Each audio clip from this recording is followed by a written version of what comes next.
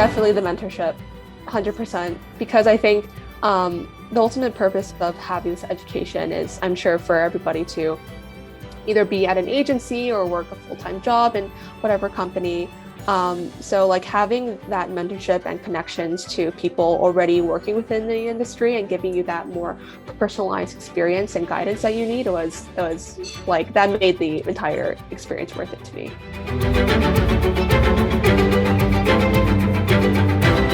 Earl was he was probably one of the biggest reasons why I chose Springboard, because I think more than curriculum, it's about like, who are you being taught by, and having that more like personal connection to and mentorship by specific individuals. But yeah, I really loved my experience with him. He was so helpful and supportive from the beginning, and I felt like I could be really open and honest with him, and he would give me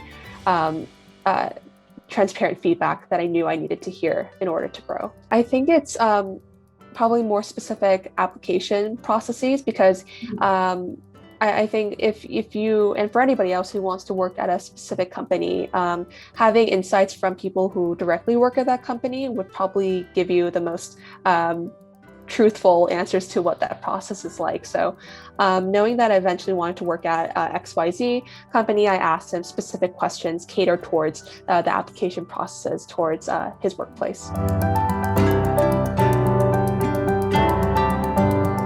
I think there's benefits to the more conceptual element of, they say, these specific design schools, but also I think, right, Springboard and other boot camps being a lot more hands-on and technical down to what you really need to have a career in design is really beneficial.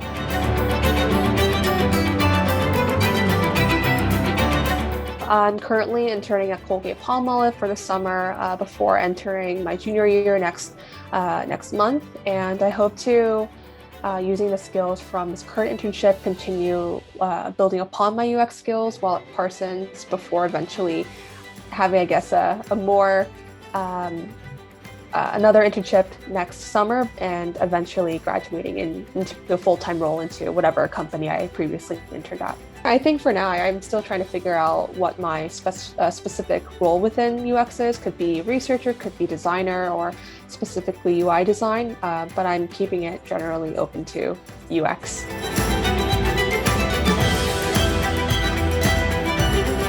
So my channel, it's just my name, Sharon Yeun Kim, and it was more for the purpose of knowing that, trying to promote this aspect of transparency within boot camps and what you're learning. And I just more started to try to answer some questions that I had when doing the boot camp, specifically on maybe making a portfolio case study. I know a lot of friends that I have who are trying to get into UX had a lot of questions on that, and they liked my portfolio, so I thought it was a good opportunity to share knowledge. I did used to have a blog back when I was in high school to freshman year of college, but I think it's one of the most popular search platforms. If it's not Google, then it's YouTube, and I think people would rather have someone show them what to do instead of kind of reading it off a blog post, in my opinion. Right, it's also, you get to show them and talk to them, they get to know more who you are, so I feel like it's more human that way. At first, it started with my acceptance to Parsons back in 2018. I got accepted with a $118,000 scholarship, and I showed my own application portfolio, and then from that, a lot of people who were interested in applying to design school started following me, but I think a lot of the real growth started to happen after I started posting more UX tutorials and being consistent on that. I mean, right now I took a break because I'm really busy with current internship, but the next video I want to make is more on building that case study and having more of those. I know a lot of people requested that video, so trying to keep it up as much as I can while staying in balance with my current work at Colgate.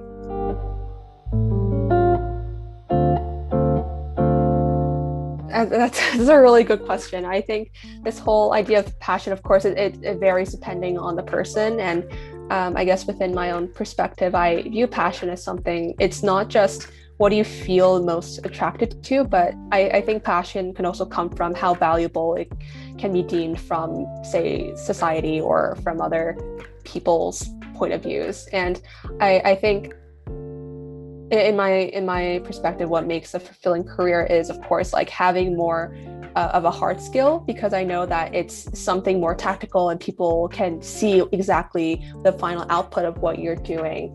Mhm. And I think the value of having these high level skills is also reflected in salary. So I know that UX is a very hot job right now, or growing professional career, and having that value being reflected also in the salary is something that I did value in a future fulfilling career.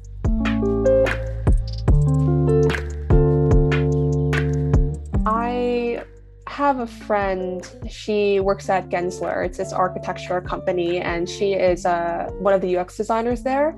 And that was the first time I ever heard about UX design. Then a year later, when I was debating whether or not to stay in fashion, I first came to Parsons as a fashion design major. But knowing that fashion wasn't the career for me, I looked at other options, remembered my a friend was in UX design, and knowing that the current space that we are at is more digital, and things have to be kind of digital, I guess, to be lucrative in a way. I considered UX design, did more research, and it seemed to be the intersection of so many things like design, business, psychology, and I thought it was a really good fit for me. I think it's like every day that you work on something, it's not that you're just designing, but there's so many different other aspects that you must account for. You do need to have sort of a business edge to you, because you need to have conversations with stakeholders. What are they looking for? Also have a bit of psychology into knowing truly what is the context of these users, and when are they using specific applications, and how is that reflected in your design decisions. So it's kind of like having a mix of everything, and not designing in isolation, which is my favorite part.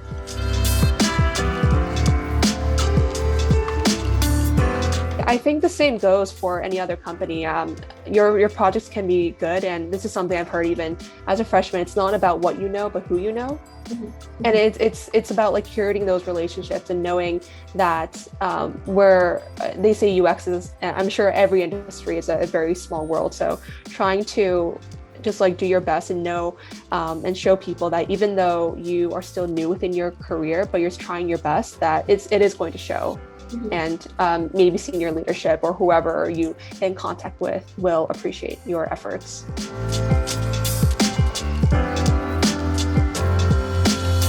What was really good about the capstone projects within Springboard is that you are given so many different tools and resources to like touch your hands upon, and these are all accumulated tools for you to eventually exercise them into real world.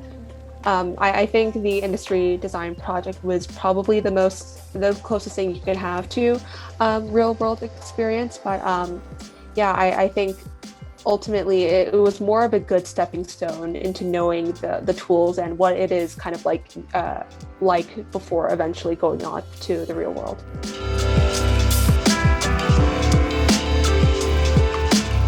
A UX designer, in-house UX designer from Colgate, she added me on LinkedIn, say in, I think, December. And this was right at the end of my first capstone project. And when I was looking for internships later on, when I was just about to finish Springboard, I got rejected from temp companies, rejected from Facebook, IBM, all the bigger places. And the UX designer from Colgate, she actually reached out to me asking me to apply. I posted my portfolio website, my resume, all on LinkedIn as I think it's within the media, you can do that. So I assume that she saw my portfolio link from LinkedIn, and she asked me if I'd like to apply to Colgate.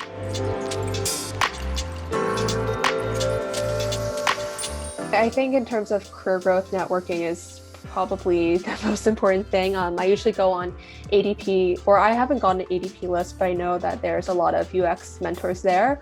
But during my time at Springboard, I went on Colfolios and I went on to their office hours all the time. I would go on this website where undergrad students who got to intern at FANG companies, they post their own portfolios, and I would have coffee chats with them and trying to, again, reinforce that idea of building relationships and with people who you would eventually like to work at whatever company for. Otherwise, during your time at Springboard I feel like this goes for anything. Any like institution or whatever can give you the tools and the skills, but it's ultimately up to you to take action upon it. And something I kept in the back of my mind was bare minimum effort always equals bare minimum results. So I whatever, even at Parsons or currently at Colgate or even at Springboard, whatever prompts I was given, I tried my best to make the most out of it and not do bare minimum.